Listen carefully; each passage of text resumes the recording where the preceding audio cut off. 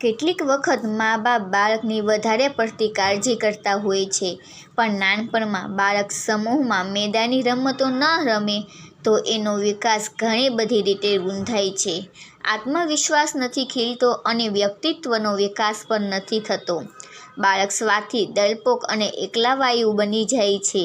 એનામાં જાહેરમાં બોલવાનો ડર રહે છે અને અન્યાય સામે એ લડી શકતો નથી.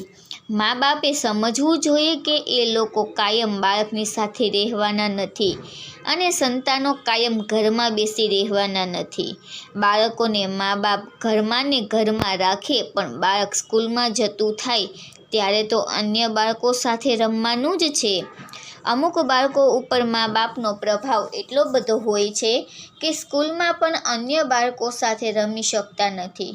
બધા બાળકો રમતા હોય ત્યારે એ એક બાજુ બેસી રહે છે. બાળક રમવા જશે અથવા ભણવા જશે ત્યારે એમને વાગશે ખરું. સાયકલ શીખવાનું છોડી ન દેવાય, તેમ ક્યારેય પડવા અડખવાની બીક હોય, તેથી કંઈ આપણાથી હંમેશા બાળકની સાથે ન જ રહેવાય. એને જાતે પડીને ઊભા થતાં શીખવાનું હોય છે. કેટલાક મા બાપ બાળકોને સ્કૂલમાં ભણવા સિવાયની કોઈ પણ ઇતર પ્રવૃત્તિઓમાં ભાગ નથી લેવા દેતા, ન તો રમતગમતમાં, ન તો વિજ્ઞાન મેળામાં. એટલું જ નહીં, સ્કૂલમાં થતી સાંસ્કૃતિક પ્રવૃત્તિઓમાં પણ ભાગ લેવાની ના પાડી દેતા હોય છે.